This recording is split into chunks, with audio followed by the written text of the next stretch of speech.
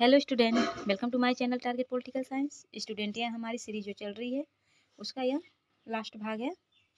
So friends, आपको बता दें कि आप किसी भी कॉम्पिटिटिव एग्जाम की तैयारी कर रहे हैं, अगर उसमें पॉलिटी आती है तो आप इस सीरीज को जरूर देखिए, अगर आपने इसके पार्ट को नहीं देखा है तो। सो फ्रेंड्स, हम अपनी क्लास स्टार्ट करते हैं। और उससे पहले आपको बता दें कि आप अगर पॉलिटिकल साइंस से टीजीटी, पीजीटी, जीआईसी प्रवक्ता या एलटी ग्रेड की तैयारी कर रहे हैं तो आप इस चैनल को सब्सक्राइब कर लीजिए और अपने फ्रेंड सर्कल से शेयर भी कर लीजिए। चलिए स्टार्ट करते हैं आज की क्लास को। ये राज्य विधानमंडल से संबंधित कुछ क्वेश्चन है पूछे गए हैं। देखिए, मुख्यमंत्री से संबंधित कथन है ये कि जो मुख्यमंत्री होते हैं वह राज्यपाल द्वारा औपचारिक नियुक्ति पाते हैं और मुख्यमंत्री विधानसभा में बहुमत दल के सदस्यों द्वारा चुना जाता है। मुख्यमंत्री का पद पर बना रहना बहुत से कारकों पर निर्भर करता है। चलिए नेक्स्ट है, भारतीय संविधान के अनुसार राज्यों की विधायिका में सम्मिलित है। तो राज्यों की विधायिका में सम्मिलित है राज्यपाल, विधानसभा एवं विधान परिषद, जहाँ इसका अस्तित्व है। नेक्स्ट है, राज्य में राज्य विधान पालिकाओं में उच्च सदन है विधान परिषद। विधान परिषद जो है यह राज्य विधान पालिकाओं में उच्च सदन है। विधान परिषद किसी साधारण विधेयक को रोक सकती है तो 4 माह तक साधारण विधेयक को विधान परिषद रोक सकती है। राज्य में धन विधेयक मनी बिल प्रस्तुत किया जा सकता है तो केवल विधानसभा में ही धन विधेयक प्रस्तुत किया जा सकता है। राज्य विधानसभा में कोई भी धन विधेयक पुनः स्थापित नहीं किया जा सकता बगैर राज्य के राज्यपाल की संस्तुति के। बिना राज्यपाल की संस्तुति के धन विधेयक पुनः स्थापित नहीं किया जा सकता। राज्य विधान परिषद का प्रावधान भारतीय संविधान में रखा गया है तो अनुच्छेद 171 के अंतर्गत राज्य विधान परिषद का प्रावधान भारतीय संविधान में रखा गया है। राज्य में दूसरे सदन की स्थापना या उसे रद्द करने से संबंधित सही विधि है कि संबंधित राज्य की विधानसभा द्वारा बहुमत से प्रस्ताव पारित कर भेजने पर और संसद से पारित विधि द्वारा दूसरे सदन की स्थापना या उसे रद्द करने से संबंधित यह सही विधि है। किसी राज्य में विधान परिषद की स्थापना और समाप्ति का प्रावधान है भारतीय संविधान के अनुच्छेद 169 में। अनुच्छेद 169 के तहत किसी भी राज्य में विधान परिषद की स्थापना या समाप्ति की जा सकती है। उत्तर प्रदेश की विधान परिषद में राज्यपाल द्वारा मनोनीत किए जाते हैं तो कुल सदस्यों का 1/6 भाग जो है वह राज्यपाल द्वारा मनोनीत किए जाते हैं। इसको भंग नहीं किया जा सकता परंतु समाप्त किया जा सकता है। तो यह कथन है राज्य विधान परिषद के विषय में। राज्य विधान परिषद को भंग नहीं किया जा सकता परंतु इसे समाप्त किया जा सकता है।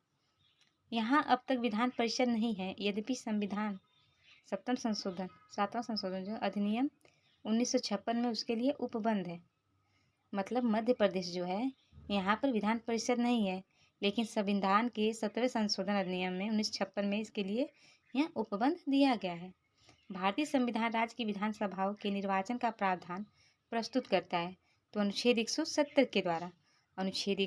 के द्वारा भारतीय संविधान राज्य की विधानसभाओं के निर्वाचन का प्रावधान जो होता है वह प्रस्तुत करता है। अनुच्छेद 170 के उस प्रावधान का अपवाद है जिसमें कहा गया है कि एक राज्य के विधानसभा के गठन में 60 से कम सदस्य नहीं होंगे। तो यह कहा गया था सिक्किम अनुच्छेद 32, मिजोरम 40। अपवाद जो संख्या बताई गई है, देखिए सिक्किम में 32 हैं विधानसभा गठन में जो सदस्य हैं। सिक्किम के 32 सदस्य हैं, मिजोरम के 40 सदस्य हैं, गोवा के 40 सदस्य हैं और पुडुचेरी के 30 सदस्य हैं। तो यह क्या है, यह अपवाद है किसका, तो अनुच्छेद 170 का। नेक्स्ट है, भारत के किसी राज्य की विधानसभा में अधिकतम सदस्य हो सकते हैं। तो भारत की किसी राज्य की विधानसभा में अधिकतम सदस्य जो हो सकते हैं वह 500 सदस्य अधिकतम सदस्य हो सकते हैं। राज्य विधानसभा के निर्वाचन का संचालन करता है भारत का निर्वाचन आयोग। भारत का निर्वाचन आयोग राज्य विधानसभा के निर्वाचन का संचालन करता है। विधानसभा की सर्वाधिक सदस्य संख्या जो है वह उत्तर प्रदेश में है। राज्य की विधानमंडल के किसी सदस्य की निरर्हता से संबंधित किसी प्रश्न का विनिश्चय करने हेतु अंतिम सत्य है वह है राज्य के विधानमंडल के किसी सदस्य के निर्धारित से संबंधित किसी प्रश्न का विनिश्चित करने हेतु अंतिम जो सत्ता है वह राज्यपाल के पास है। विधानसभा के सदस्य के लिए न्यूनतम आयु जो बताई गई है वह है 25 वर्ष। यदि किसी यानी 25 वर्ष होने पर ही विधानसभा के सदस्य के लिए निर्वाचित हो सकता है, सदस्य निर्वाचित हो सकता है। उसके लिए आयु जो बताई गई वह 25 वर्ष बताई गई न्यूनतम आयु। यदि किसी राज्य की विधानसभा का अध्यक्ष पद त्यागना चाहे तो उसे अपना त्यागपत्र देना होगा उपाध्यक्ष को। विधानसभा के विघटन के बाद भी उसका अध्यक्ष पद पर बना रहता है। तो विधानसभा के विघटन के बाद गठित विधानसभा की पहली बैठक के ठीक पूर्व तक जो विधानसभा का अध्यक्ष होता है वह अपने पद पर बना रहता है। नेक्स्ट है, बिना विधानसभा का सदस्य निर्वाचित हुए कोई मंत्री पद पर बना रह सकता है तो वह 6 माह तक वह बिना विधानसभा के सदस्य निर्वाचित हुए बिना 6 माह तक अपने पद पर मंत्री पद पर बना रह सकता है। राज्य सरकार के मंत्रियों के वेतन एवं भत्तों का निर्धारण किया जाता है तो राज्य विधानसभा द्वारा राज्य सरकार के मंत्रियों के वेतन एवं भत्तों का निर्धारण किया जाता है। राज्य की विधानसभा के सत्रावसान का आदेश दिया जाता है तो राज्यपाल द्वारा राज्य की विधानसभा के सत्रावसान का आदेश राज्यपाल द्वारा दिया जाता है। भारत में एकमात्र राज्य है जहां सामान्य सिविल कोड लागू है। तो जो सामान्य सिविल कोड लागू है वह राज्य है गोवा। गोवा में सामान्य सिविल कोड राज्य लागू है। वर्ष 1956 में पुनर्गठित कितने राज्यों में द्विसदनीय विधायिका थी? तो जो 1956 में गठित राज्य थे उसमें द्विसदनीय विधायिका थी 5 नए राज्यों में द्विसदनीय विधायिका थी। मुख्यमंत्री के दायित्व को परिभाषित करता है अनुच्छेद 167। अनुच्छेद 167 मुख्यमंत्री के दायित्व को परिभाषित करता है। जम्मू एवं कश्मीर के मुख्यमंत्री की कार्य अवधि होती है। तो देखिए ये जम्मू कश्मीर के मुख्यमंत्री की कार्य अवधि जो होती थी वह 6 वर्ष है, पर अब जो जम्मू कश्मीर है उसका विभाजन कर दिया गया है 2 राज्यों में, जम्मू कश्मीर और लद्दाख के रूप में, और वहाँ उन्हें केंद्र शासित प्रदेश बना दिया गया है। यह पुराना क्वेश्चन है। पहले 6 वर्ष की कार्य अवधि मुख्यमंत्री की रहा करती थी। नेक्स्ट है, भारत में सर्वप्रथम महिला मुख्यमंत्री हुई थी तो उत्तर प्रदेश की सुचेता कृपलानी। जो सर्वप्रथम महिला मुख्यमंत्री बनी थी वह उत्तर प्रदेश में बनी थी, जो थी सुचेता कृपलानी। भारत की पहली महिला मुख्यमंत्री बनी थी सुचेता कृपलानी। जम्मू कश्मीर राज्य की कार्यकारी अध्यक्ष का पद नाम जो है 1965 में सदर ए रियासत से राज्यपाल में बदल दिया गया।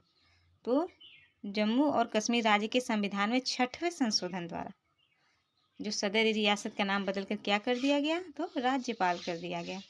नेक्स्ट है, राज्य की आकस्मिक निधि की स्थापना के लिए उत्तरदायी है। तो राज्य की आकस्मिक निधि की जो स्थापना है उसके लिए उत्तरदायी है राज्य का विधानमंडल। किसी राज्य में मुख्य सचिव को उस राज्य के राज्यपाल द्वारा नियुक्त किया जाता है। किसी राज्य के मुख्य सचिव जो होते हैं उनकी नियुक्ति तो किसके द्वारा होती है? तो राज्य के राज्यपाल द्वारा होती है। राज्य विधान परिषद के विषय में सही तथ्य है कि यह एक स्थायी सदन होता है। जो विधान परिषद है वह एक स्थायी सदन है। और दूसरा है वह भंग नहीं किया जा सकता। विधान परिषद को भंग नहीं किया जा सकता। तीसरा है कि प्रति दूसरे वर्ष उसके 1/3 सदस्य सेवानिवृत्त हो जाते हैं। और चौथा है इसके सदस्यों का कार्यकाल जो होता है वह 6 वर्ष का होता है। राज्यसभा जैसे राज्यसभा का होता है सेम वही व्यवस्था जो दी गई है वह विधान परिषद में दी गई है। किसी राज्य के मुख्यमंत्री से संबंधित जो कथन सही है वह है कि मुख्यमंत्री जो होता है वह राज्यपाल द्वारा नियुक्त किए जाते हैं और मुख्यमंत्री मंत्री परिषद के बैठकों की अध्यक्षता भी करते हैं और मंत्रियों की नियुक्ति राज्यपाल करता है तो मुख्यमंत्री की सलाह पर करता है। मुख्यमंत्री के संवैधानिक कर्तव्य जो है वह है कि मुख्यमंत्री राज्य के कार्यों के प्रशासन संबंधी विनिश्चित राज्यपाल को संसूचित करता है। और दूसरा है कि मुख्यमंत्री विधान विषयक प्रस्तावनाओं के बारे में राज्यपाल को संसूचित करता है। और तीसरा है कि मुख्यमंत्री किसी विषय को जिस पर किसी मंत्री ने विनिश्चय कर लिया है कि किंतु मंत्रिपरिषद ने विचार नहीं किया है, राज्यपाल द्वारा अपेक्षा किए जाने पर मंत्रिपरिषद के समक्ष वह रखवाता है। तो यह क्या है? ये मुख्यमंत्री के संवैधानिक कर्तव्य हैं। और राज्य विधानसभा निर्वाचन में भाग लेती है तो राज्य विधानसभा निर्वाचन में भाग लेते हैं भारत के राष्ट्रपति, राज्यसभा के सदस्य, राज्य विधान परिषद के सदस्य। अब देखिए उच्च न्यायालय से संबंधित कुछ तथ्य हैं उसे भी देख लेते हैं। अंडमान एवं निकोबार द्वीप समूह जो है वह किस उच्च न्यायालय के क्षेत्राधिकार के अंतर्गत आता है? तो वह है कोलकाता के अंतर्गत आता है। मार्च 2013 में उच्च न्यायालय स्थापित किए गए थे तो मेघालय, त्रिपुरा और मणिपुर में मार्च 2013 में उच्च न्यायालय की स्थापित किए गए थे मेघालय, त्रिपुरा और मणिपुर में। उच्च न्यायालय के न्यायाधीशों के वेतन और भत्ते दिए जाते हैं तो राज्य के समेकित या संचित निधि से। उस न्यायालय से न्यायमूर्ति की सेवानिवृत्त की आयु है, उच्च न्यायालय के जो न्यायमूर्ति हैं उनकी जो सेवानिवृत्त की आयु है वह है 62 वर्ष। भारत में उच्च न्यायालय की संख्या है तो 24 दिया गया इसमें, बट इस समय उच्च न्यायालय की संख्या बढ़ के 25, तेलंगाना बना है ना, 25 हो गई है। जब किसी उच्च न्यायालय का मुख्य न्यायाधीश प्रशासनिक हैसियत से काम करता है तो वह अधीन होता है तो उच्च न्यायालय के अन्य न्यायाधीशों में से किसी की रिट अधिकारिता में वह प्रशासनिक हैसियत से काम करता है और उसके अधीन होता है। उच्च न्यायालय की परमादेश जारी करने की शक्ति के अंतर्गत आते हैं तो संवैधानिक अधिकार, सांविधिक अधिकार और मौलिक अधिकार जो है यहाँ उच्च न्यायालय की परमादेश जारी करने की शक्ति के अंतर्गत आते हैं। नेक्स्ट है उच्च न्यायालय और उच्चतम न्यायालय दोनों की अधिकारिता में आते हैं। मूल अधिकार का संरक्षण जो है वह दोनों की अधिकारिता में आता है। नेक्स्ट, एक ऐसी याचिका जो न्यायपालिका द्वारा जारी की जाती है तथा जिसमें कार्यपालिका से कहा जाता है कि ऐसा कार्य करे जो उसे प्रदत्त शक्तियों के अंतर्गत करना चाहिए, उस रिट को कहा जाता है मैडामस जो है वह न्यायपालिका द्वारा जारी की जाती है, जिसके तहत कार्यपालिका से कहा जाता है कि वो अपने कार्य को उसे प्रदत्त शक्तियों के अंतर्गत करना चाहिए। और दूसरा है कि राज्य के विधान जो राज्य के उच्च न्यायालय का मुख्य क्षेत्राधिकार नहीं है वह है तो परामर्श संबंधी क्षेत्राधिकार जो है वह राज्य के उच्च न्यायालय संबंधी अधिकार नहीं है। नेक्स्ट है रिट न्यायालय में कार्रवाई लंबित होने की दशा में लागू की जाती है तो प्रतिषेध। अगर रिट न्यायालय में कार्रवाई लंबित हो तो उस दशा में क्या लागू होती है तो प्रतिषेध यानी प्रोहिबिशन।